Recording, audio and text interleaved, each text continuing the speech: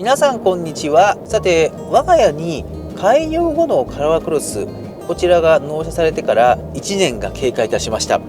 この1年間、旅に使ったり様々な場面にこの車を持っていきまして、良さっていうのをずっと体感してきました。今回はこのカラークロス開業後のモデルに1年間乗った感想、これを1年インプレッションということでお伝えの方をしたいと思います。開業前のモデルをオーナーとして持って、そして開業後のこのモデル買い替えをしたわけですけれども、買い替えをして正解だったのかどうか、正直私は買い替えて正解だったなっていうところ、この気持ちの方が強くあるかなと思っております。外装全然変わらないですし、内装もほとんど変わりません。だったら前の方でも良かったんじゃないのっていう、そういったご意見もあるのは承知なんですけれども、ハイブリッドシステムっていうところが新しくなりましたっていうところ、そしてインフォテインメント系も変わりました。この辺りのね、変化っていうのは結構大きかったなというのはこの1年間乗ってきて思うところです。やはりこのメーター周りとかこのナビ周りの画面っていうのは日々見るものになります。で、このハイブリッドシステムが変わってアクセル踏んだ時のレスポンシビリティが上がっているところ、これだけでもね、買い替えた価値があったなっていうふうに思うんですよね。日々アクセルって踏みますんで、踏んだ時のレスポンス、意のままにキュッキュッキュ出てくる感じを感じながら走れるよっていうところは、ポイントになるかなというふうに思います。この1年間、この走りというところに関してどういう印象を持っていたかっていうところなんですけれども、もともとカラークロスっていう車に関しては、そもそも 1.8 リッターとハイブリッドシステムの組み合わせでしたので、パワーとしてはもう十分なものがある。非常にしっかりと走る。そういったものだったんですけれども、ただ爆発的な加速があるとか、そういうものをするっていうわけじゃなくて、必要にして十分な加速をしっかりしていくっていう、そういった動きだったんですよね。で、これが今回ハイブリッドシステム変わりました。新しくなりました。その中でアクセルを踏んだ時の伝統的な動きの中でギュイーンって上がってくるっていう、このね、気持ちよさをね、毎回アクセル踏むたびに感じるんですよ。0キロから加速する時もそれを感じますし、今高速道路を巡行しています。この巡行していく中でアクセルを踏み出していった時にも感じます。この辺りの動き方っていうのが個人的には好きなんですよね。これが1年間乗ってきて、やはりお気に入りのポイントでもある、そういうところかなと思います。乗り心地がいいっていうこの表現っていろいろな伝え方があると思うんですけれど、ピタッと地面に吸い付いて離れずにしっかりと走っていて、ガツガツとかゴツゴツとかそういったものも受けても揺れないで、フラットでスパーッと走っていく方の乗り心地の良さと、柔らかくうまくいなしてくれる、乗員にさまざまなショックを本当に与えないように柔らか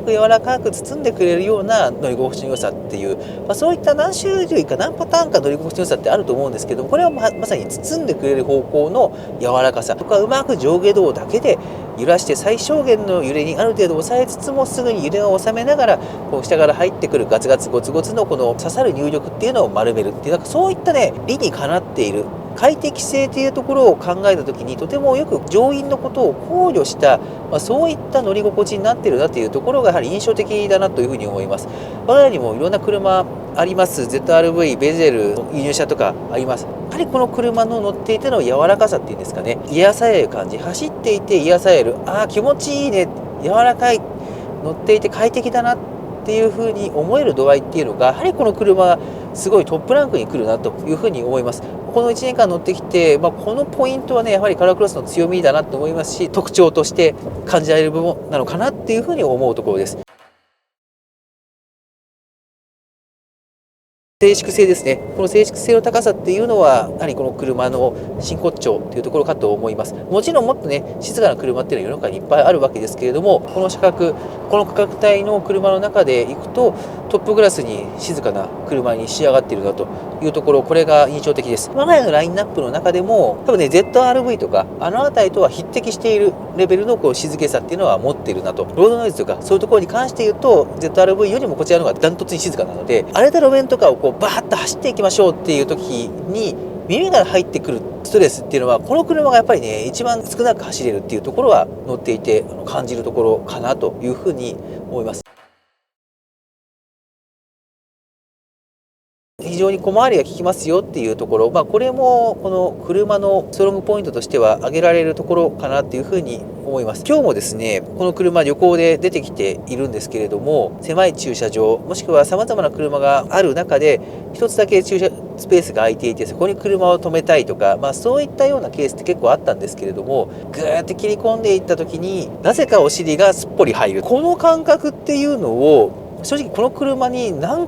回も味わわされているっていうところがあります。この1年間乗ってきてもそうですし、その前からもそうです。で、特に例えば ZR-V とかベゼルとかこのサイズに近い SUV を日々いろいろ乗り換えて乗ってるんですよね。で ZR-V のベゼルとかがね、もう2回3回切り返しているところ、これ一発でパシャって入るんですよ。この辺りも含めてね、やっぱりこの車すごいなと。このね、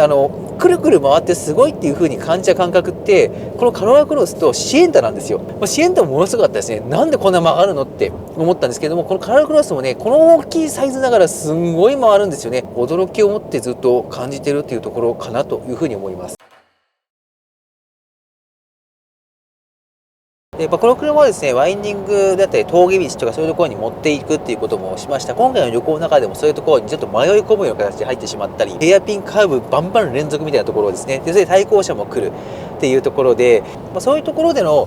挙動っていうところに関しては正直、ベゼルであったりとか ZR-V とか他の車たちの方が走っている時のキビキビ感と一体感っていうのは強く感じられたかなと思います。もちろんこの車もねすごくよくやってるんですよ。ハンドルをぐんぐんぐんぐん切っていくとしっかりと反応してキュッキュッキュッキュッ車は動いていく、そういった動きはちゃんとしてくれますし、ブレーキに関してもしっかりと効いてくれるっていう感覚というかも一応あるはあるんですね。なんですよ、例えばハンドル切った時の車の動き方、車線の中での振る舞い、そういった基礎力のところに関して言うと、やはりこの ZR-V ベゼルとかあちらの方がより自分の思ったようにシュッシュッシュッシュッって動いていく感覚っていうのがあったかなと思います。無茶をした走りとかそういうのはしないで安全安心運転で行こうっていう形になるな、そういう心境になるなっていうのが、この車に乗っていての感想っていうところに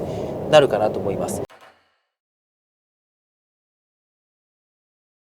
であと、これは1年間乗ってきてというところもそうですし、カロラクロスという車を乗り方が乗り継いでいる身としても感じることがあるんですけれども、やっぱりねこの車ってすごくよくできているな、この車でいいなと思える、その感覚っていうのが結構強くあるっていうところがあるんですね。最近ですとトヨタさんからクラウンスポーツという SUV の車の方が出ています。我々のその動画の中でも2回ほど取り上げていると思うんですね。実はクラウンスポーツ個人的にすごく気になっている。デザインかっこいいですし、走っている時も結構楽しく走れるし、この車いいなって思うんですよ。なんですけどもトヨタさんのディーラーさんに行く時って大体このカラークロスで行くんですよね。試乗が終わりました、じゃあ自分のカラークロスに乗り換えようって言って乗り換えて、乗った瞬間にやっぱカラークロスいい車だなって思う。そして乗って走ってるともうカラークロスでいいかなっていう風に思っちゃうんですよね。でもちろんそのカローラクロスとクラウンスポーツ比べたらクラウンスポーツの方が装備面っていうのは多彩ですし、排気量も大きいですし出力とかもでかい。なんで乗っていてこの車いいなと思うんですけど、その分価格の差もすごいんですよね。これだけの価格差があればそれはもう車がいいのは当たり前だと思いますし、逆にこの額でこれだけいいもの揃っている車ってないよなってしみじみとやっぱりこの車に乗ってディーラーさんから帰る時に感じちゃうんですよね。そのぐらいにかゆいところに手が届く必要なものをしっかりと兼ね備えている車としてこのカラークロスっていうのが存在している。それから最近のスポーティー路線ということでこの走るっていうコンセプトを持った SUV っていうのが最近非常に増えているとは思うんですけれども、そういった中でこの快適性っていうところをしっかりと重視している車っていうのが貴重な存在なんじゃないかなっていうふうに思うんですね。こうやって走っていて癒される柔らかい乗り心地のいいそういった車ってなかなか出会えないんですよ。その意味でも改良前のモデルも含めて乗ってるんですけど、この車にかなうものってなかなかないなって思うところであります。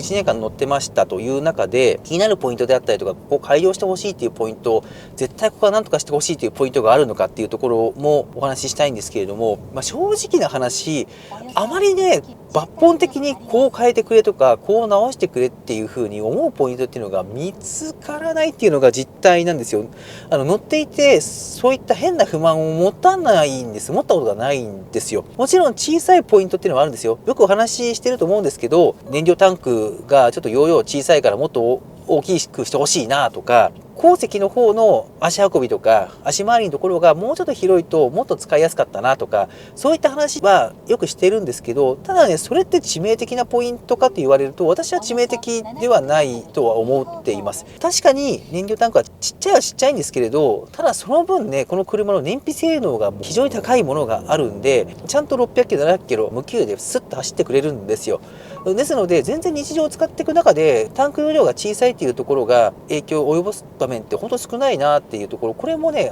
感じていると、そう考えていくとやっぱりこの車自体のポテンシャルって高いんだなっていうところが感じられますし、根本的な不満っていうかウィークポイントっていうのがないっていうのはこの車のやっぱり強み、凄さなのかなというところも再確認している、そういったポイントかなと思っております。ということで今回はこのカローラクロス改良後のモデル、この1年間乗ってきて感じたことをお伝えの方いたしました。今回の動画面白かったな、参考になったなと思っていただいたようでございましたら、よろしければ高評価ボタンだけでも押していただけると嬉しく思います。チュンチュン TV では今後もこのトヨタカローラクロスに関する動画の方を出していくことを予定しておりますので、よろしければこの機会にチャンネル登録をしていただけると嬉しく思います。ここまでのご視聴ありがとうございました。